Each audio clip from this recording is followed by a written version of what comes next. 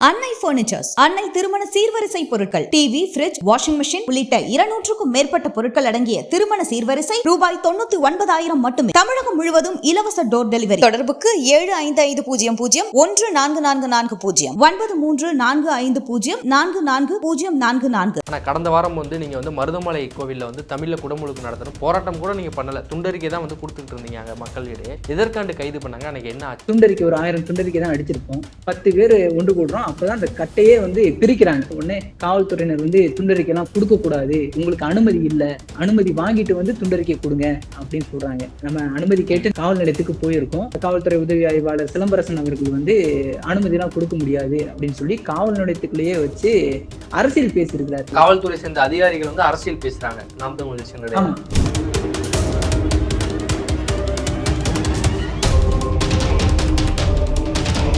சட்டையை பிடிச்சி இழுக்கிறதும் குரல் வலையை பிடிச்சி நசுக்கிறதும் இப்படியா நடந்துப்பீங்க? இல்ல குரல் வலையை பிடிச்சி நசுக்குனாங்களா அவங்கள? ஆமா, நீங்க பாத்திருப்பீங்க நான் நினைக்கிறேன். எங்களை கைது பண்ணி அங்க இருக்கக்கூடிய ஒரு சமுதாய நலக்கூடத்துல அடைச்சிடறாங்க. உள்ளுக்குள்ள வந்த காவல்துறை அதிகாரி என்ன பண்ணாரு அப்படின்னா, நாம் தமிழர் கட்சியுடைய பொறுப்பாளருடைய சட்டையை பிடிச்சி உள்ளுக்குள்ள அடிக்கிறதுக்கு இழுத்துட்டு போறாரு. ஜன்னல் வழியில பத்திரிகையாளர்கள் நிக்கிறாங்க. அவங்க முன்னாடி நான் சொல்றேன், காவல்துறையினர் கழுத்தை பிடிச்சி இழுக்கிறாங்க. அப்போ இவங்க எந்த ஒரு வன்மத்துல இருக்கிறாங்க, யார் சொல்லி இதெல்லாம் செஞ்சுக்கு இருக்கிறாங்க அப்படின்ற ஒரு கேள்வி வருதா இல்லையா?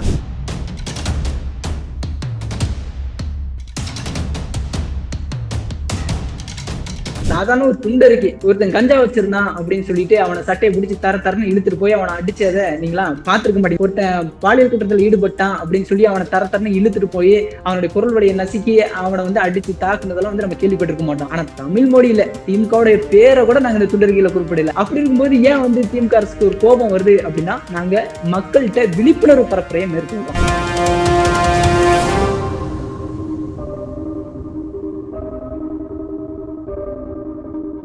அடுத்ததா மேல்பாதி திரௌபதி அம்மன் கோயில ஆலய நுழைவு போராட்டத்தை நாம் தமிழ் அறிவிச்சிருக்காங்க. இது அந்த இடத்துல ஒரு சமூக பதற்றத்தை ஏற்படுத்துதுன்னு சொல்லி பல பேர் சொல்றாங்க. இந்த ஆலய நுழைவு போராட்டம் யார் செஞ்சிருக்கணும் அப்படின்னா, திராவிட முன்னேற்றம் செஞ்சிருக்கணும். எங்க பெரியார் எப்பேற்பட்டவர் தெரியுமா அப்படின்லாம் பேசுறாங்களே, ஒடுக்கப்பட்ட மக்கள் கோயிலுக்குள்ள அழைச்சிட்டு போனாரு அப்படின்னா பேசுறாங்களே. உள்நுழைவு போராட்டத்தை இவங்க தான் முன்னெடுத்து இருக்கணும். ஆனா இவங்க செய்யாம இன்னைக்கு நாம் தமிழர் கட்சி செய்யுதுன்னா, இது இருந்தே தெரிஞ்சுக்கலாம் நாம் தமிழர் கட்சி தான் உண்மையாலுமே சமூக நீதி பேசுது.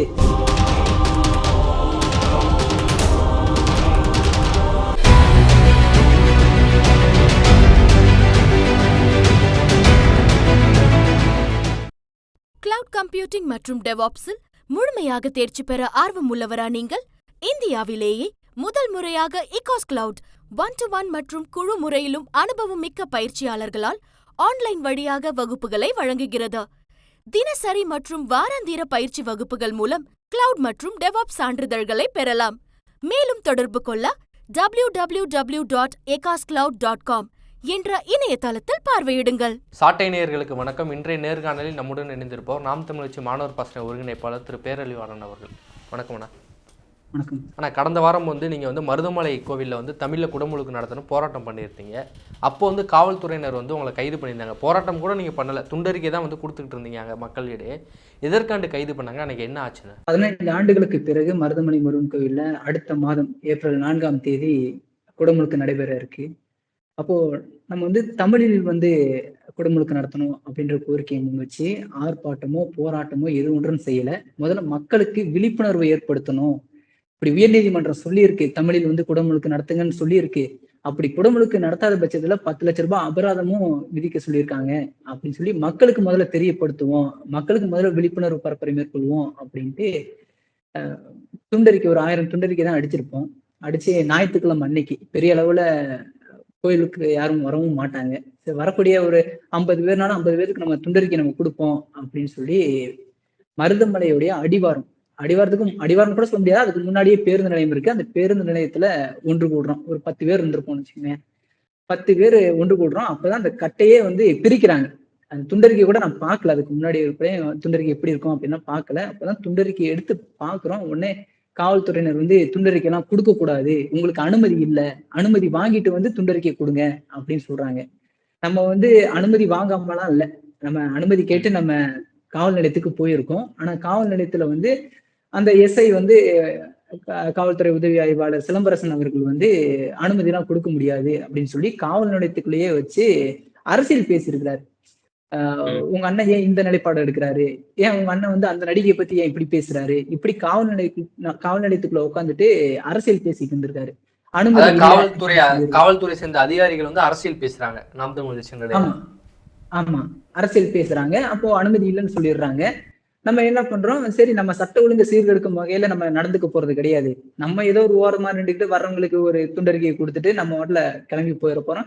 இதுல எங்க சட்ட ஒழுங்கு சீர்கெடுக்க போகுது, இதுக்கு எதுக்கு இவங்க அனுமதி தர மறுக்கிறாங்க, நம்ம கொடுப்போம் அப்படின்னு சொல்லி ஞாயிற்றுக்கிழமை ஒன்று கூடுறோம். காவல்துறையினர் அனுமதி இல்லை, நீங்க அனுமதி வாங்கிட்டு வந்து துண்டறிக்கை கொடுங்க அப்படின்னு சொல்றாங்க. அப்போ நான் தான் கேட்டேன், அனுமதி இல்லைன்னு நீங்க சொல்றீங்க, அனுமதி வாங்கிட்டு வந்து நீங்க செய்யுங்க அப்படின்னா நீங்க தான் அனுமதி கொடுக்கணும், நீங்களே கொடுக்க மாட்டீங்க, அப்புறம் எப்படி நான் எங்க போய் அனுமதி வாங்குறது, நாங்க ஓரமா நின்று நாங்க துண்டறிக்கை கொடுத்துட்டு போயிடுறாங்க அப்படின்னு சொல்லி அந்த துண்டறிக்கையை பிரிக்கிறேன். அந்த பெட்டியை பிரிக்கிறோம். பிரிச்ச உடனே காவல்துறையினர் வந்து நீ எப்படி துண்டறிக்கை வந்து கொடுக்கலாம் அப்படின்னு சொல்லி தரன்னு பிடிச்சி இழுத்துட்டு போனாங்க. பொறுப்பாளர்களை வந்து கைது செஞ்சாங்க.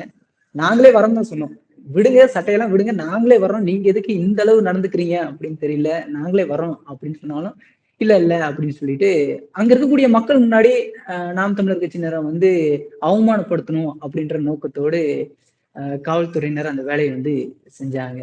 கட்சி சேர்ந்த பல பெண்கள் வந்து அந்த துண்டறிக்கை கொடுக்கும்போது கலந்துக்கிட்டாங்க. காவல்துறையினர் வந்து ஏன் அப்படி அணுந்துக்கிற வேண்டிய தேவை இருக்குன்னு அவங்க வந்து என்ன சொல்றாங்கன்னா, அனுமதி இல்லாமல் ஒரு இடத்துல வந்து ஒரு கட்சியினர் கூடி வந்து துண்டறிக்கை கொடுக்கக்கூடாது, அதனால தான் நாங்கள் அப்படி நடந்துக்கிட்டோம்னு சொல்லி அவங்க சொல்றாங்க. எப்படி நடந்துப்பீங்க, இந்த மாதிரி பிடிச்சி சட்டையை பிடிச்சி இழுக்கிறதும் குரல் வலையை பிடிச்சி நசுக்கிறதும் இப்படியா நடந்துப்பீங்க, இப்படியா உங்களுக்கு சொல்லி கொடுத்துருக்காங்க? இல்ல குரல் வலையை பிடிச்சி நசுக்குனாங்களா அவங்கள? ஆமா, நீங்க பாத்திருப்பீங்க நான் நினைக்கிறேன். எங்களை கைது பண்ணி அங்க இருக்கக்கூடிய ஒரு சமுதாய நலக்கூடத்துல வந்து அடைச்சிடறாங்க. உள்ளுக்குள்ள வந்த காவல்துறை அதிகாரி என்ன பண்ணாரு அப்படின்னா, நாம் தமிழர் கட்சியுடைய பொறுப்பாளருடைய சட்டையை பிடிச்சி உள்ளுக்குள்ள அடிக்கிறதுக்கு இழுத்துட்டு போறாரு. நாம் தமிழர் கட்சி பொறுப்பாளர்களுடைய கைபேசியை வந்து பறிக்கிறாரு. இப்படி அவர் தகாத வார்த்தையில பேசுறாரு. இதை பார்த்துட்டு நான் வெளியில வந்து அந்த ஜன்னல் வழியில பத்திரிகையாளர்கள் நிக்கிறாங்க. அவங்க முன்னாடி நான் சொல்றேன், இந்த மாதிரி அன்னை தமிழ்ல வந்து குடமுழுக்கு நடத்துங்கன்னு சொல்றதுக்கு எதுக்கு காவல்துறை இந்த மாதிரி அராஜகத்துல ஈடுபடுது அப்படின்னு சொல்லிக்கிட்டு காவல்துறையினர் வந்து கழுத்தை பிடிச்சி இழுக்கிறாங்க. அவங்க பிடிச்சி உள்ளுக்குள்ள இழுக்கணும் அப்படின்னா வயிற்றை பிடிச்சி இழுக்கலாம், கையை பிடிச்சி இழுக்கலாம். கழுத்தை பிடிச்சி குரலுடைய பிடிச்சி இழுக்கணும் அப்படின்னா அதை நசுக்கணும் அப்படின்னா அப்போ இவங்க எந்த ஒரு வன்மத்துல இருக்கிறாங்க, யார் சொல்லி இதெல்லாம் செஞ்சுக்கு இருக்கிறாங்க அப்படின்ற ஒரு கேள்வி வருதா இல்லையா? அதாவது நம்ம வந்து ஆந்திரால இருக்கக்கூடிய திருப்பதியில வந்து தமிழ்ல வந்து குடமுழுக்கு நடத்துங்க, தமிழ்ல வந்து வழிபாடு செய்யுங்க அப்படின்னு நம்ம போராடல. கேரளால அதான் கேரளால இருக்கக்கூடிய கோவில்கள்லயோ இல்ல வந்து நம்ம உத்தரப்பிரதேசத்துல இருக்க அயோத்தியிலயோ நம்ம போராடல. நம்ம தமிழ்நாட்டுல இருக்கக்கூடிய கோவில்ல அதுவும் தமிழ் கடவுள் முருகனுக்கு தமிழ்ல குடமுழுக்கு நடத்துங்கன்னு போராடினதுக்கு எந்த அளவு வந்து அடக்குமுறை ஏவ முடியுமோ அந்த அளவு இந்த திராவிட மாடல் அரசு வந்து அடக்குமுறையை ஏவியது. அதுக்கப்புறம் அங்க நடந்துகிட்ட அந்த காவல்துறை அதிகாரி மீது நம்ம மேல அதிகாரிகளுக்கு நம்ம எடுத்துட்டு போனோம், அவர் மீது புகார் கொடுத்தோம். அதுக்கப்புறம் அதை பார்த்த அந்த உயர் அதிகாரிகள் என்ன சொன்னாங்கன்னா, நீங்க எந்த இடத்துல எங்களை கைது பண்ணாங்களோ, எந்த இடத்துல எங்களுடைய குரலுடைய இந்த காவல்துறையினர் நசுங்கினாங்களோ அதே இடத்துல மறுபடியும் நாங்க துண்டறிக்கை கொடுத்தோம். காவல்துறையுடைய அனுமதியோட துண்டறிக்கைகள் கொடுத்தோம். திரும்ப அந்த இடத்துல கொடுக்கப்பட்டதா? துண்டறிக்கை நாங்க அதே இடத்துல கொடுத்தோம். எங்களை எந்த இடத்துல சட்டையை பிடிச்சி தரன்னு இழுத்துட்டு போனாரோ காவல்துறை அதிகாரிகள் அதே இடத்துல நாங்க துண்டறிக்கை கொடுத்தோம். எந்த ஒரு பிரச்சனையும் வரல, சட்ட ஒழுங்கை சீர்கெடுக்கும் வகையில எப்படியும் நடந்துக்கல. நாங்க அமைதியான முறையில துண்டறிக்கை கொடுத்தோம். அந்த துண்டறிக்கையை நாங்க முன்னாடி அந்த ஞாயிற்றுக்கிழமையே விட்டுருந்தாங்கன்னா நாங்க கொடுத்துட்டு போயிருப்போம். ஆனா எதுக்கு அவ்வளவு ஒடுக்குமுறைகள் அப்படின்னு தெரியல. இன்னைக்கு வந்து நாங்க சட்ட போராட்டம் நடத்தி நாங்க களத்திலையும் போராட்டம் பண்ணியிருக்கோம், சட்ட போராட்டமும் நடத்தி நாங்க இன்னைக்கு வந்து தமிழ் மொழியில குடமுழுக்கு நடத்தலாம் அப்படின்னு உயர் நீதிமன்றம் சொல்லியிருக்கிற அந்த தீர்ப்பை பார்க்கும்போது ரொம்ப மகிழ்ச்சி அளிக்கிற மாதிரி இருக்கு. இல்ல அந்த துண்டறிக்கையில வந்து திமுக அரசை விமர்சிச்சு ஏதாவது போட்டிருந்தீங்களா, இல்ல தமிழ் மொழியில வந்து குடமுழுக்கு நடத்தணும் மட்டும் வந்து கிளைம் பண்ணிருந்தீங்களா? எந்த மாதிரி இருந்துச்சு அந்த துண்டறிக்கையில? அந்த துண்டறிக்கை என் கையிலேயே தான் இருக்கு, பாருங்க. இதுதான் அந்த துண்டறிக்கை. இந்த துண்டறிக்கையில என்ன கொடுக்கப்பட்டிருக்கு அப்படின்னா, வேண்டும் தமிழில் குடமுழுக்கு வேண்டும், அன்னை தமிழ் இருக்க எதற்கு அடுத்த மொழி, தமிழ்நாட்டில் தமிழ் மொழியில் குடமுழுக்கு இல்லாமல் எதற்கு வேற்று மொழி, 12 ஆண்டுகளுக்கு பிறகு நடக்கும் மருதமலை முருகன் கோவில் குடமுழுக்கில் தமிழுக்கு அங்கீகாரம் இல்லை எனில் தமிழக அரசு எதற்கு, தேவாரம் திருவாசகம் பாடி தமிழில் வேள்வி நடத்தி தமிழில் குடமுழுக்கு நடத்தாமல் வேறு பிற மொழிகளில் குடமுழுக்கு செய்வது தமிழக அரசு தமிழர்களுக்கு இழைக்கும் தீங்காகும். தமிழ்நாடு முழுவதும் உள்ள கோவில்களில் அன்னை தமிழில் குடமுழுக்கு செய்ய வேண்டும், இல்லையெனில் 20 லட்சம் அபராதம் விதிக்கப்படும் என்ற தீர்ப்பு இருந்தும் இந்து சமய அறநிலைத்துறையும் அரசாங்கமும் நீதிமன்றத்திற்கு எதிராக செயல்படுகிறதா, தமிழையும் தமிழர்களையும் வஞ்சிக்கிறதா, நடத்திடு தமிழில் குடமுழுக்கு நடத்திடு, வெற்றிவேல் வீரவேல் குடமுழுக்கு நாள் 4/4/2025 நாம் தமிழர் கட்சி வீரத்தமிழர் முன்னணி ஒருங்கிணைந்த கோவை மாவட்டம். இதுலதான் இந்த துண்டறிக்கையில இருக்கு. இல்ல திமுகங்கிற பெயர் கூட வரல, அப்புறம் ஏன் அவ்வளவு ஒரு அடக்குமுறை வந்து ஏவுனாங்கன்னு நினைக்கிறீங்க? அவங்க கிட்டதான் கேட்கணும். ஒரு சாதாரண ஒரு துண்டறிக்கை, அதாவது இங்க வந்து ஒருத்தன் கஞ்சா வச்சிருந்தான் அப்படின்னு சொல்லிட்டு அவனை சட்டையை பிடிச்சி தரன்னு இழுத்துட்டு போய் அவனை அடிச்சதை நீங்களா பாத்துருக்க மாட்டீங்க. எங்கேயுமே நம்ம பாத்துருக்க மாட்டோம். அப்படி எந்த செய்தியும் கேள்விப்பட்டிருக்க மாட்டோம். ஒருத்தன் பாலியல் குற்றத்தில் ஈடுபட்டான் அப்படின்னு சொல்லி அவனை தரன்னு இழுத்துட்டு போய் அவனுடைய பொருள் வழியை நசுக்கி அவனை வந்து அடிச்சு தாக்குனதெல்லாம் வந்து நம்ம கேள்விப்பட்டிருக்க மாட்டோம். ஆனா தமிழ் மொழியில திமுகவுடைய பேரை கூட நாங்க இந்த துண்டறிக்கையில குறிப்பிடல. அப்படி இருக்கும்போது ஏன் வந்து திமுக அரசுக்கு ஒரு கோபம் வருது அப்படின்னா, நாங்க மக்கள்கிட்ட விழிப்புணர்வு பரப்புரையை மேற்கொள்றோம். அதாவது நாங்க ஒரு இடத்துல ஓரமா நின்று ஆர்ப்பாட்டம் பண்ணா அது அரசுடைய காதுக்கு கேட்கணும் அப்படின்னு சொல்லி ஆர்ப்பாட்டம் பண்றோம்னு எடுத்துட்டு போயிருவாங்க. ஆனா நாங்க பண்ணது மக்கள்கிட்ட போய் துண்டறிக்கை கொடுக்கறது, மக்களுக்கு விழிப்புணர்வு ஏற்படுத்தணும் அப்படின்ற நோக்கத்தோடு நாங்க செயல்பட்டதுனால அரசுக்கு ஒரு அச்சம் வர ஆரம்பிச்சிருச்சு. நம்மளுடைய போலி முகத்திரையெல்லாம் வந்து இவங்க கிழிச்செறிஞ்சிருவாங்களோ அப்படின்ற ஒரு பயம் வந்ததுனால இந்த மாதிரி கைது நடவடிக்கைகளை ஈடுபட்டாங்க. தொடர்ந்து வந்து திமுக அரசு ஆட்சிக்கு வந்ததுக்கப்புறம் அன்னை தமிழ் அர்ச்சனை அப்படிங்கிற ஒரு திட்டத்தை வந்து தொடங்கியிருக்காங்க. அனைத்து சாதியினரும் அர்ச்சராகலாம் அப்படிங்கிற திட்டையும் திமுக அரசு வந்து தொடர்ந்து நடைமுறைப்படுத்திட்டு இருக்கும்போது வேள்வியில வந்து நீங்க எப்படி தமிழை கொண்டு போகலாம், அவங்க ஏற்கனவே இருக்குது அப்படிங்கிறது தான் அவங்க சொல்றாங்க. அப்படிலாம் கிடையாது. இவங்க வந்து என்ன பண்ணுவாங்க அப்படின்னா வெறும் செய்தி அரசியல் மட்டும்தான், மற்றபடி வந்து இவங்கள செயல்படுத்த மாட்டாங்க. வெறும் செய்தி அரசியல் மட்டும்தான். அன்னை தமிழிலும் அர்ச்சனை அப்படின்னு சொல்லி எல்லா கோவில்களையும் போர்டு வச்சிருப்பாங்க. நீங்க எல்லாம் பாத்துருப்பீங்கன்னு நினைக்கிறேன். ஆனா நீங்க தனியாளா நீங்க வந்து ஒரு 10 பேர் 15 பேர் எல்லாம் போகாம தனியாளா போய் எனக்கு தமிழ்ல வந்து அர்ச்சனை பண்ணுங்க அப்படின்னு சொல்லுங்க. அந்த ஐயர் எப்படி உங்களை பாக்குறாருன்னு மட்டும் கொஞ்சம் போய் பாருங்களேன். அப்பெல்லாம் பேருக்கு போர்டு வச்சுக்கிடுவாங்க. இப்ப வந்து சொல்லுவாங்க தமிழ்ல தான் வந்து குடமுழுக்கு நடக்குது எல்லா கோவில்லையும், யாரு நடக்கலன்னு சொன்னா அப்படின்லாம் பேசுவாங்க. நீங்க கோவிலுக்குள்ள போய் பாருங்க, போனா போதுன்னு. இப்போ ஒருத்தர் வந்து ஒரு 1/2 மணி நேரம் 1 மணி நேரமா வந்து சமஸ்கிருதத்துல ஓதுறாருன்னு வச்சுங்களேன், அவருக்கு வாய் வலிக்கும். வாய் வலிக்கிற அந்த 2 நிமிஷத்துல தமிழுக்கு கொஞ்சம் ஓதுங்கப்பா அப்படின்னு சொல்லி அமைதியா இருப்பார். இதான் இவங்க தமிழுக்கு கொடுக்கக்கூடிய முக்கியத்துவம். மற்றபடி இவங்க உளப்பூர்வமாக தமிழ் மொழியை வந்து தமிழ் மொழியில வந்து குடமுழுக்கு நடத்தணும், தமிழ் மொழியில வந்து வழிபாடு செய்யணும் அப்படின்ற எந்த ஒரு நோக்கமும் இவங்களுக்கு கிடையாது. எந்த ஒரு நோக்கமும் கிடையாது. தமிழ்னு பேசுவாங்க, தமிழ்நாடுன்னு பேசுவாங்க, தமிழர் உரிமைகள்லாம் பேசுவாங்க. ஆனா செயல் வடிவத்துல அதெல்லாம் இருக்கான்னு கேட்டீங்கன்னா அப்படிலாம் ஒண்ணுமே கிடையாது. வெறும் செய்தி அரசியல் மட்டும்தான். இதே மு.க. ஸ்டாலின் அவர்கள் தான் சொன்னாரு, தமிழ் மானம் காக்க திமுகவிற்கு ஓட்டு போடுங்க அப்படின்னு பேசினாரு. உங்க எல்லாத்துக்குமே நினைவு இருக்கும்னு நான் நினைக்கிறேன். அந்த தமிழ் மானம் காக்கிறதுக்காக தான் நாங்க போராடணும். நாங்க வந்து போராட கூட இல்லை, நாங்க துண்டறிக்கை கொடுத்தோம். தமிழ் மானம் காக்க போராடின எங்களை தரன்னு இழுத்துட்டு போயிட்டு இன்னைக்கு உயர்நீதிமன்றத்துல வந்து சமஸ்கிருதத்துக்கு பக்கம் இன்னைக்கு அதுக்கு சமஸ்கிருதத்துக்கு நியாயம் கேட்டு இந்த அறநிலைத்துறை நிக்கிறதெல்லாம் வந்து வெக்கக்கேடான விஷயமா தான். இல்ல இந்த அறநிலைத்துறை சமஸ்கிருதத்துக்கு நியாயம் கேட்கிறாங்களா? தமிழ்நாட்டோட இந்த அறநிலைத்துறை சமஸ்கிருதத்துக்கு ஆதரவா வாதாடுறாங்களா? ஆதரவானா அதாவது இவங்க தமிழுக்கு முட்டுக்கட்டை போடுறாங்க. அப்ப அது யாருக்கு ஆதரவா போய் நிற்கும்? சமஸ்கிருதத்துக்கு ஆதரவா தானே போய் நிற்கும். இவங்க மும்மொழி கொள்கையை எதுக்குறேன்னு சொல்றாங்க.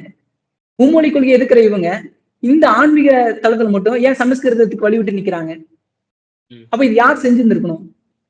இந்த திமுக அரசு தானே செஞ்சிருந்திருக்கணும். இவங்க தானே காலகாலமா வந்து தமிழ்னு பேசினாங்க, தமிழ்நாடுன்னு பேசினாங்க, தமிழர் உரிமைகள் எல்லாம் பேசினாங்க, இவங்க தானே பேசினாங்க. அப்ப இவங்க தானே இன்னைக்கு நாம் தமிழர் கட்சியினர்கிட்ட ஆட்சி அதிகாரம் இல்லை, அதிகாரத்துல இருந்திருந்தாங்கன்னா அவங்க நாங்க அரசாணை வெளியிட்டு நாங்க எங்க தமிழ் மொழியை வந்து நாங்க கொண்டாடி இருப்போம், வழிபாட்டு தலங்கள்ல தமிழ் மொழியை கொண்டு வந்திருப்போம். இன்னைக்கு அதிகாரமற்ற எளிய பிள்ளைகள் நாங்க வந்து ரோட்ல இறங்கி போராடிக்கிட்டு இருக்கோம். அப்போ இப்ப அதிகாரம் யார் கையில இருக்கு? நாங்க என்ன சொல்றோம், அரசாணை வெளியிடுங்க. அரசாணை வெளியிட்டு நீங்க வந்து தமிழ் மொழியில வந்து குடமுழுக்கு நடத்துறதையும் நீங்க தமிழ் மொழியில வந்து அர்ச்சனை செய்யறதையும் உறுதிப்படுத்துங்க அப்படின்னு நம்ம சொல்றோம்.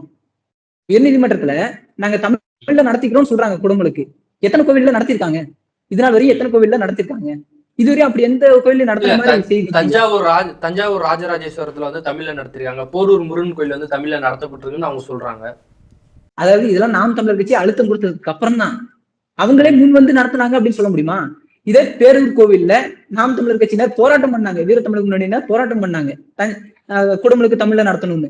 தஞ்சை பெரிய கோவில்லையும் அதே மாதிரிதான், கரூர் பசுபதீஸ்வரர் கோவில்ல அதே மாதிரிதான் நாம் தமிழர் கட்சியினர் முன்னாடி நின்றாங்க. இப்படி நாம் தமிழர் கட்சியினர் முன்னாடி நின்று போராட்டத்தில் ஈடுபட்ட பிறகு சட்ட போராட்டம் செஞ்சதுக்கு அப்புறம் நாங்க பண்றோம் அப்படின்ட்டு பண்றாங்க. அதை தாண்டி எத்தனை கோவில்ல பண்ணிருக்காங்க அப்படின்ற கேள்வி இருக்கா இல்லையா? இந்த கடந்த 4 ஆண்டுகள்ல எத்தனை கோவில்ல குடமுழுக்கு நடந்திருக்கு, எத்தனை கோவில்ல அவங்க தமிழ்ல வந்து வழிபாடு செஞ்சிருக்காங்க, தமிழ்ல வந்து குடமுழுக்கு நடத்திருக்காங்க அப்படின்ற ஒரு கேள்வி எழுதா இல்லையா? அப்படி எது ஒண்ணும் கிடையாது. பேருக்கு நாங்க தமிழ்ல நடத்துறோம்னு சொல்லுவாங்க, மற்றபடி ஏதோ ஒரு பிச்சை போட்ட மாதிரி வந்து நமக்கு பிச்சை போடுவாங்க. நம்ம தமிழ் மொழியை வந்து அந்த அளவுக்கு தான் இந்த திமுக அரசு பாக்குதுன்னு கூட சொல்லலாம். இல்லை நீதிமன்றம் வந்து என்ன தெரிவிச்சிருக்குன்னா தமிழும் சமஸ்கிருதமும் இணைந்து வந்து நீங்கள் வந்து நடத்திக்கலாம், தமிழ் சமஸ்கிருதத்துக்கு எவ்வளோ இருக்கோ அந்த சரிபாதி இடம் வந்து தமிழுக்கும் கொடுங்கன்னு வந்து சொல்லியிருக்காங்க. இந்த தீர்ப்பை எப்படி பார்க்குறீங்க நீங்கள்? இந்த தீர்ப்பை வந்து இதை வந்து நம்ம மகிழ்ச்சியா கொண்டாடுறதா இல்லை வந்து வேதனைப்படுறதா அப்படின்னு நமக்கு சுத்தமா தெரியல. ஏன்னா இது ஒரு விதத்துல நம்ம கொண்டாடவும் செய்யணும், இன்னொரு பக்கம் வேதனைப்படவும் செய்யணும். ஏன்னா நம்ம தமிழ்நாட்டுல வந்து சரிபாதி வந்து தமிழ்ல எடுத்துக்குங்க அப்படின்னு ஒரு பக்கம் வந்து சொல்றத பார்க்கும்போது வேதனையா இருந்தாலும் கூட, இன்னொரு பக்கம் இதுக்கு முன்னாடி சமஸ்கிருதத்துல மட்டுமே குடமுழுக்கு செஞ்ச இவங்க இன்னைக்கு வந்து தமிழ்லயும் செய்ய போறாங்க, தமிழும் கொஞ்சம் அந்த வழிபாட்டு தளத்துல இருக்க போகுது அப்படின்னு நினைக்கும்போது கொஞ்சம் ஆறுதலா இருக்கு. மற்றபடி இது வந்து முழுக்க முழுக்க நாம் தமிழர் கட்சியினருக்கு கிடைத்த ஒரு வெற்றியா தான் இந்த தீர்ப்பை நம்ம பார்க்கணும். இல்லை திமுக ஆட்சியிலே வந்து அறநிலைத்துறைக்கு இதுதான் பொற்காலமான ஆட்சின்னு சொல்லி திமுகவினர் சொல்கிறாங்க, திமுகவில் இருக்கிற அமைச்சர்கள்லாம் வந்து சொல்கிறாங்க. சேகர்பாபு அவர் கீழே இருக்கிற அறநிலைத்துறைக்கு வந்து இது பொற்கால ஆட்சி, முத்தமிழ் முருகன் மாநாடுலாம் நடத்தி முடிச்சிருக்காருன்னு சொல்லும்போது அவர் எப்படி தமிழருக்கு வந்து விரோதமான போக்கு வந்து செயல்படுவார்னு நினைக்கிறீங்க? இல்லை தமிழுக்கு எப்படி அவங்க வந்து விரோதமாக செயல்படுவாங்க? நீங்க எங்களுடைய கைதுல இருந்தே நீங்க தெரிஞ்சுக்கலாம். இவங்க தான் முருகனுக்கு மாநாடு போடுறோன்னு சொல்றாங்க. மாநாடு போடக்கூடிய இவங்க அந்த முருகனுக்கு பிடித்த மொழியில, அந்த முருகன் பேசிய மொழி தமிழ் மொழி, அந்த மொழியில வந்து குடமுழுக்கு நடத்த கோரி போராட்டம்னா ஏன் கைது செய்யணும்? போராட்டம் கூட துண்டறிக்கை தானே நாங்க கொடுத்தோம், உங்களை கடுமையெல்லாம் விமர்சிக்கவும் இல்லை, அப்படியே நீங்க கைது பண்ணீங்க. அப்ப இதுல இருந்தே தெரிஞ்சுக்கலாம் இவங்க வந்து வெற்றி நாடகம் போடுவாங்க. நீங்க வந்து முருகனுக்கு நீங்க மாநாடு போட்டீங்க, பக்கத்துல யார உட்கார வச்சாரு சேகர்பாபு? யார உட்கார வச்சாரு? அர்ஜுன் சம்பத்தை உட்கார வச்சாரு. அர்ஜுன் சம்பத்தை உட்கார வச்சுட்டு சிறப்பு விருந்தினர். அதான் தமிழ் ஓதுவார்களுக்கு எல்லாம் அங்க வந்து இடம் இல்ல, அங்க வந்து அவங்களுக்கு அழைப்பு கொடுக்கல. ஆனா சமஸ்கிருதத்தை தூக்கி பிடிக்கக்கூடிய இவங்களுக்கு வந்து முத்துப்பாண்டி அவங்களுக்கு வந்து வாய்ப்பு கிடைக்கும். இது எப்படி? அவரை பக்கத்துல உட்கார வச்சுட்டு நாங்க முருகனுக்கு மாநாடு போடுறோம் அப்படின்னு பெருமையா பேசுறாங்க. எப்படி? அந்த வழக்கில் வந்து இன்னும் குறிப்பிட்டு சொல்லணும்னா, இந்த வழக்கு அப்படிங்கிறது நாம் தமிழ் கட்சியே வந்து தொடங்கலை. இது வந்து சுரேஷ் பாபு அப்படிங்கிற ஒருத்தர் வந்து இந்த வழக்கு வந்து தொடர்ந்தார். அதன் பின்பு நாம் தமிழ் கட்சி இணைந்த கட்சின்னு சொல்லி உங்களோட சக தமிழ் தேசியவாதிகள் வந்து அதை சொல்றாங்க. இதை எப்படி பார்த்துக்கிறது? யார சொல்றீங்க? பாரிசாலன் போன்றவர்கள் வந்து இதை சொல்றாங்க. அவர் பேசின ஒரு ஆடியோ கூட வெளியாயிருக்கு. பாரிசாலன் பொதுவா பாரிசாலனுடைய கருத்துக்கெல்லாம் வந்து பதில் கொடுக்க கூடாதுன்னு நான் நினைப்பேன். ஏன்னா வந்து இப்ப நம்ம ஏதாவது ஒரு கருத்து ஒருத்தவங்களுக்கு சொல்றோம்னா, இப்ப பாரிசாலனுக்கே நான் ஒரு கருத்து சொல்றேன், அவர் பேச்சு வந்து தவறானது அப்படின்னு நான் சொல்றேன் அப்படின்னா, அவர் ஏதாவது தமிழ் தேசியத்துக்கு ஏதாவது ஒரு சிறு பங்களிப்பாவது அதை அளிச்சிருக்கணும். அப்படி எது ஒன்றும் அவர் செஞ்சவர் கிடையாது. உட்காந்து தமிழ் தேசியத்துல பேசிக்கிட்டு இருக்காருல்ல. எதுங்க பேசுனா வந்து தமிழ் தேசியத்தை வென்றெடுத்துட முடியுமாங்க? பேசுனா நம்ம தமிழ் தேசியத்தை வந்து தமிழ் தேசியத்தை அதிகாரத்துல உட்கார வச்சிட முடியுமா? 10க்கு 10 ஏசி ரூமுக்குள்ள உட்காந்துக்கிட்டு அப்படி பண்ணணும் இப்படி பண்ணணும்னு பேசிட்டா தமிழ் தேசியம் வென்றுடுமா? அப்போ இங்க வந்து இவர் முதல்ல தெரிஞ்சுக்கணும். அது பாரிசாலன் அவர்கள்லாம் வந்து என்ன சொல்றது, அவரு தமிழ் தேசியம் அப்படின்ற போர்வையில இருக்கக்கூடிய ஒரு கருப்பாடு பாரிசாலன். இது நாள் வரையும் நான் கேட்கிறேன், இந்த பாரிசாலன் அவர்கள் இந்த தமிழ் தேசியத்துக்காக என்ன செஞ்சார்? ஒரு விஷயத்த சொல்ல முடியுமா? என்ன செஞ்சார்? யூடியூப்ல உட்காந்து பேசுனதை தாண்டி என்ன செஞ்சார்? என்ன செஞ்சாரு? களத்துல நின்று போராடினாரா? ஏதாவது ஒரு விஷயத்துக்காக களத்துல நின்றுருக்காரா? எனக்கு தெரிஞ்சு ஒரே ஒரு முறை திராவிட ஒழிப்பு மாநாடு அப்படின்னு சொல்லி ஒரு மாநாடு போட்டாங்க. அது ஒரு அரங்கத்துக்குள்ள ஒரு 200 பேர் உட்காரக்கூடிய அந்த அரங்கத்துக்குள்ள ஒரு மாநாடு போடுறேன்னு சொல்லிட்டு, ஐயோ இந்த மாநாட்டுக்கு அனுமதி கொடுக்க மாட்டாங்க, இந்த மாதிரி கொலை மிரட்டல் விடுக்கிறாங்க, அப்படி இப்படிலாம் வந்து கூச்சல் போட்டுக்கு இருந்தாங்க பாரிசாலன் போன்ற ஆட்கள்லாம். காலத்துல வந்து நின்று தமிழ் தேசியம் பேசாத இவங்க இன்னைக்கு நாம் தமிழர் கட்சி வந்து விமர்சிச்சுக்கு இருக்கிறாங்க. நான் கேக்குறேன், ஒரு போராட்டம் பாரிசாலன் அவர்கள் முன்னெடுத்து இப்படிதாங்க போராட்டம் பண்ணணும் அப்படின்னு ஒண்ணு காட்டி இருக்கிறாரா? அவர்லாம் வந்து தமிழ் தேசியத்துல வந்து அப்படி பண்ணணும் இப்படி பண்ணணும், நாம் தமிழ் கட்சி அதை பண்ணணும் இது பண்ணணும், அந்த அளவுக்கு வந்து பாரிசாலன் பேச்சை கேட்டு இயங்குற அளவுக்கு நாம் தமிழர் கட்சி இங்க இல்ல. இங்க இருக்கக்கூடிய ஒவ்வொருத்தரும் வந்து உண்மையாலுமே தமிழ் தேசிய வென்று எடுக்கணும், தமிழ் தேசியத்தை வென்று எடுக்கணும் அப்படின்னு அவங்க வந்து வெறியோடு நிக்கக்கூடிய நபர்கள். இங்க வந்து பாரிசாலன் நடக்கிறது எல்லாமே தெரியும். பாரிசாலன் நான் கேட்கிறேன், பாரிசாலன் அவர்கள் இது நாள் வரையும் இந்த தமிழ் தேசியத்துக்கு ஒண்ணு செஞ்சிருக்காரு. இப்போ நான் பேசிக்கிட்டு இருக்கேன், நீங்க என்கிட்ட கேட்கறது இது ரொம்ப தவறானது. ஏன்னா பாரிசாலனுக்கெல்லாம் பதில் சொல்ற அளவுக்கு நான் இல்லை, நான் அந்த அளவு வந்து கீழே இல்லை. ஏன்னா 18 வயசுல நான் வந்து போராடி கைதாயிருக்கேன். 18 வயசுல 21 வயசுல போராடி கைதாகி வழக்கு வாங்கி உள்ள போயிருக்கேன், சிறைக்குள்ள போயிட்டு வந்திருக்கேன். தொடர்ச்சியா கைதுகள், என் மேல எவ்வளவு வழக்கு இருக்குன்னு எனக்கே தெரியாது. அப்படி இருக்கும்போது இந்த பாரிசாலனுக்குலாம் நான் பதில் சொல்லுமா? இல்ல விமர்சனம் யாரு இல்ல, ஒரு நிமிஷம் விமர்சனம் யாரு வைத்தாலும் அதை வந்து ஏத்துக்கொண்டு அதை சரி செய்ய வேண்டியது பொறுப்பு நம்ம கிட்ட இருக்குது. இல்ல அரசியல் விமர்சகர்களும் தனியா ஒரு குழுவே இயங்கி விமர்சனம் வைக்கலாம், விமர்சனம் மட்டுமே வச்சுக்கிறது கூடாதுல்ல. அதாவது அண்ணன் எப்போ நகருவான் திண்ணை எப்ப காலியாகும் அப்படின்னு சொல்லி ஒரு பழமொழி சொல்லுவாங்க, ஞாபகம் இருக்கா? அந்த பழமொழி மாதிரி தான் எப்படா நாம் தமிழர் கட்சிய விமர்சிக்கலாம், எப்படா வந்து நாம் தமிழர் கட்சி மீது வன்மத்தை காக்கலாம் அப்படின்னு காத்துட்டு இருக்கக்கூடிய பாரிசாலன் அவர்கள் வந்து இதே வேலையை வச்சிருக்கிறாரு. நினைச்சு பாருங்க, அவர் வந்து நாம் தமிழர் கட்சி குறித்து ஆதரவா பேசினதை விட அவரு இப்படி பண்ணாதாங்க சரியா இருக்கும், அப்படி பண்ணாதாங்க சரியா இருக்கும் அப்படின்னு அறிவுரை சொல்றன்ற பேர்லதான் அதிகமா காணொலிகள் போட்டிருப்பாரு. நீங்க எடுத்து பாருங்க. இல்ல அந்த வழக்குல உண்மையிலேயே சுரேஷ் பாபு அப்படிங்கிறவர் தான் உண்மையிலேயே வழக்கு தொடர்ந்தாரா, நாம் தமிழ் இரண்டாவது போய் இணைந்து கொண்டதா? அந்த வழக்கு எதுக்காக வழக்கு தொடர்ந்தாரு? இன்னும் நீங்க ரிட் நம்பர் இருக்கு, நீங்க பாக்கலாம். அதே மாதிரி பெட்டிஷன் இருக்கு, நீங்க எடுத்து பாக்கலாம். அபிடவிட் இருக்கு, நீங்க எடுத்து நீங்க பாக்கலாம். சுரேஷ் பாபு என்ன சொல்றாரு அப்படின்னா, பேரூர் ஆதீனம் சார்பாக மதுரை அந்த கோயம்புத்தூர் மருதமலையில முருகன் கோயில நடக்கக்கூடிய குடமுழுக்கு நாங்க ஆட்கள் தயார் பண்ணி வச்சிருக்கோம். அதாவது குடமுழுக்கு தமிழில் வந்து செய்யறதுக்கு ஆட்கள் தயார் பண்ணி வச்சிருக்கோம். நீங்க அனுமதி கொடுத்தீங்கன்னா எங்களுடைய பயிற்சி பள்ளியிலிருந்து வரக்கூடிய நபர்களை வச்சு நாங்க அங்க குடமுழுக்கு நடத்துவோம், அதுக்கு அனுமதி கொடுங்க அப்படின்னு சுரேஷ் பாபு வந்து இது பண்ணிருக்கிறாரு. அவருடைய பிரேயர் ஏதாவது இருக்குது. ஆனா நாம் தமிழர் கட்சியுடைய பிரேயர் என்னன்னா, நாம் தமிழர் கட்சி என்ன சொல்லுதுன்னா, இந்த மாதிரி தமிழில் வந்து குடமுழுக்கு நடத்தணும் அப்படின்றது உயர்நீதிமன்றம் ஏற்கனவே அறிவுறுத்திருக்கு. அதை அரசு வந்து கடைபிடிச்சு அரசாணை வெளியிடணும், அதை உறுதி செய்யணும் அப்படின்னு நம்ம மருதமலைக்கும் ஒட்டுமொத்த தமிழ்நாட்டுக்கும் நம்ம பேசியிருக்கோம். ஆனா சுரேஷ் பாபு அவர்கள் வந்து எங்களுடைய பயிற்சி பள்ளி இருக்குங்க, அந்த பயிற்சி பள்ளியில இருக்கக்கூடிய ஓதுவார்களுக்கு ஒரு வாய்ப்பு கொடுங்க, நாங்க மருதமலை முருகன் கோவில்ல குடமுழுக்கு தமிழ்ல நடத்துறதுக்கு நாங்க சிறப்பா எங்களுடைய ஆட்களை அனுப்பி வச்சு நாங்க நடத்துவோம், நீங்க அனுமதி கொடுத்தீங்கன்னா அப்படின்றதுக்காண்டிதான் அவங்க வந்து பிரேயர் பண்ணியிருக்காங்க. அப்போ இது எது ஒண்ணும் தெரியாம, இது எது ஒண்ணும் படிக்காம இதை எடுத்து பார்க்கட்டும். பாரிசாலன் அவர்கள் உலக அரசியல் எல்லாம் பேசுறாருல, கொஞ்சம் மருதமலை உள்ளூர் அரசியல பேச சொல்லுங்க, இதை பேச சொல்லுங்க, இதை எடுத்து படிக்க சொல்லுங்க. அவருக்கு தெரியும்ல, படிக்காம வந்து எனக்கு மட்டும்தான் மூளை இருக்கு, நான் மட்டும் தான் வந்து கருத்து சொல்லுவேன் அப்படின்னு கண்டதெல்லாம் கக்கிக்கிட்டு இருக்க கூடாதுல. அப்படி என்ன வன்மம்? இதை வந்து இந்த சுரேஷ் பாபு அவர்கள் தான் வந்து அவர்கள் தொடர்ந்த வழக்குலதான் வந்து தீர்ப்பு வழங்கி இருக்கிறாங்க உயர்நீதிமன்றம் அப்படின்னு யார் சொல்றாங்க? திமுக காரங்க யாராவது சொல்றாங்களா? அதிமுக காரங்க, பிஜேபி காரங்க யாராவது சொல்றாங்களா? சொல்றாங்க தமிழ் தேசியம் அப்படின்ற போர்வையில இருந்துகிட்டு கருப்பாடா இருக்கக்கூடிய பாரிசாலன் போன்ற ஆட்கள் தான் சொல்றாங்களே ஒழிய வேற யாரும் சொல்லல. ஏன்னா உங்க எல்லாத்துக்குமே தெரிஞ்சிருக்கும், ஊடகங்கள் நாம் தமிழர் கட்சி எந்த அளவுக்கு புறக்கணிக்கிறாங்க அப்படின்றது எல்லாத்துக்குமே தெரிஞ்ச ஒரு உண்மைதான். அந்த ஊடகமே சொல்லுது, நாம் தமிழர் கட்சியுடைய வழக்கறிஞர் பாசறை மாநில செயலாளராக இருக்கக்கூடிய விஜயராகவன் அவர்கள் தான் வந்து அவர் தொடுத்த வழக்குல தான் நீதிமன்ற தீர்ப்பு வழங்கியிருக்கு அப்படின்னு சொல்றாங்க. அப்படின்றது இவருக்கு எங்க குத்துது குடையுது? இவருக்கு என்னாச்சு? இவர் ஏன் இப்படி பேசணும்? அப்ப இவருக்கு ஒரு வன்மம் இருக்கு. எப்படா வந்து நம்ம நோண்டலாம், நாம் தமிழர் கட்சி நோண்டலாம் அப்படின்னு காத்துக்கு இருக்க இவரு மீனை கொத்துறதுக்கு கொக்கு வந்து காத்துக்கு இருக்கும் பாத்தீங்களா, மீனை தூக்கிட்டு போறதுக்கு.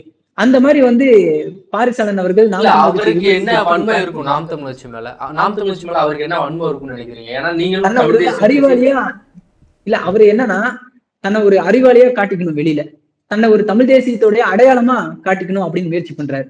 அதனாலயே அவர் என்ன பண்றாரு அப்படின்னா, இந்த மாதிரி சில இந்த நேரத்துல ஒரு நாம் தமிழர் கட்சி இந்த நேரத்துல வந்து இந்த தீர்ப்பு என்பது தன்னுடைய வெற்றியா வந்து தன் கட்சியுடைய வெற்றியா, தன் இனத்துக்கான வெற்றியா தூக்கி கொண்டாடி இருக்கிற இந்த நேரத்துல நம்ம ஏதாவது கருத்து சொல்லணும், நம்மளும் வந்து ஏதாவது ஒண்ணு இந்த விஷயத்துல தலையிட்டு நம்ம வந்து பேசணும் அப்படின்றதுக்காக இந்த மாதிரி அவர் பண்ணிக்கிருக்கிறாரு. அது ஒரு விளம்பர புத்தி அப்படின்னு தான் சொல்ல வேண்டியதா இருக்கு. அடுத்ததா வந்து மேல்பாதி திரௌபதி அம்மன் கோயில வந்து ஆலய நுழைவு போராட்டத்தை நாம் தமிழ் அறிவிச்சிருக்காங்க. சீமான் அவர்களுக்கு சம்பந்தமா அறிக்கையும் வந்து வெளியிட்டிருக்காரு. இது வந்து அந்த இடத்துல ஒரு சமூக பதற்றத்தை ஏற்படுத்துதுன்னு சொல்லி பல பேர் வந்து சொல்றாங்க. அதுக்கு நீங்க என்ன சொல்ல விரும்புறீங்க? இதை யார் செஞ்சிருக்கணும்? இந்த ஆலய நுழைவு போராட்டம் யார் செஞ்சிருக்கணும் அப்படின்னா, திராவிட முன்னேற்ற கழகம் செஞ்சிருக்கணும். ஆட்சி அதிகாரத்துல கூடிய திராவிட முன்னேற்ற கழகம் செஞ்சிருக்கணும். நாங்க பெரியார தலைவரா ஏற்றுக்கொண்டிருக்கிறோம் அப்படின்னு சொல்ற திராவிட முன்னேற்ற கழகம் செஞ்சிருக்கணும். பெரியார் அவர்கள் தான் வந்து வைக்கம் போராட்டத்தை வந்து முன்னெடுத்தாரு. அதுவே ரொம்ப போலியான ஒரு தகவல்.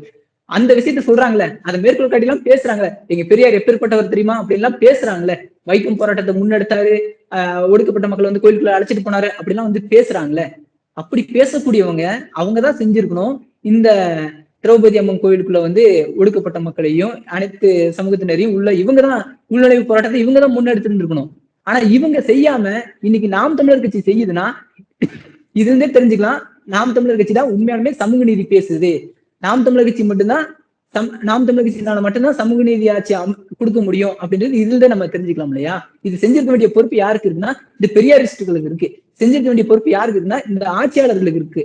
ஆனா இவங்க வந்து வெறும் நான் தான் சொன்னேனே, இவங்க செய்தி அரசியல் மட்டும்தான், செயல் அரசியல் ஒண்ணுமே கிடையாது.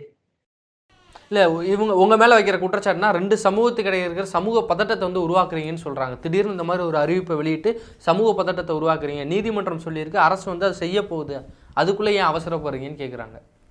நாங்க பதட்டத்தை என்னத்தை நாங்க உருவாக்குறோம்? நாங்க இரு தரப்பினரையும் தானே நாங்க உள்ளுக்குள்ள கொண்டு போகணும்னு நாங்க நினைக்கிறோம். நாங்க ஒரு தரப்பினரை விட்டு இன்னொரு தரப்பினரை மட்டும் நாங்க உள்ளுக்குள்ள தூக்கிட்டு போறோம், கூட்டிட்டு போறோம் அப்படின்னு நாங்க சொல்றோம். இரு தரப்பினரையும் தானே நாங்க உள்ளுக்குள்ள கொண்டு போய் நாங்க வந்து சமூக நீதி நிலைநாட்டுறோம் அப்படின்னு நாங்க சொல்றோம். அப்போ இங்க எங்க பதட்டம் உருவாகுது அப்படின்ற ஒரு கேள்வி வருதுல்ல. பதட்டத்தை உருவாக்குறாங்களா இல்ல உருவாக்குறாங்களா அப்படின்ற கேள்வி வருதா இல்லையா? யார் உருவாக்குறான் இந்த பதட்டம்? நாம் தமிழர் கட்சி இந்த மாதிரி கோவில் ஆலய நுழைவு போராட்டத்தை முன்னெடுக்கிறது மூலமா இங்க வந்து சட்ட ஒழுங்கு சீர்கட்டுறோம், இங்க ஒரு பதட்டமான நிலை உருவாயிரும் அப்படின்னா அந்த அளவுக்கு தான் இவங்க ஆட்சி நடத்துறாங்களா? அந்த அளவுக்கு தான் சட்ட ஒழுங்கு இங்க இருக்குதா அப்படின்ற ஒரு கேள்வி வருதா இல்லையா? உங்களுடைய நேரத்தை ஒதுக்கி பல்வேறு கேள்விக்கு விடையளிச்சமைக்கு நன்றினா, தொடர்ந்து பேசுவோம். நன்றி. சாட்டை எடுத்து நாட்டை திருத்து,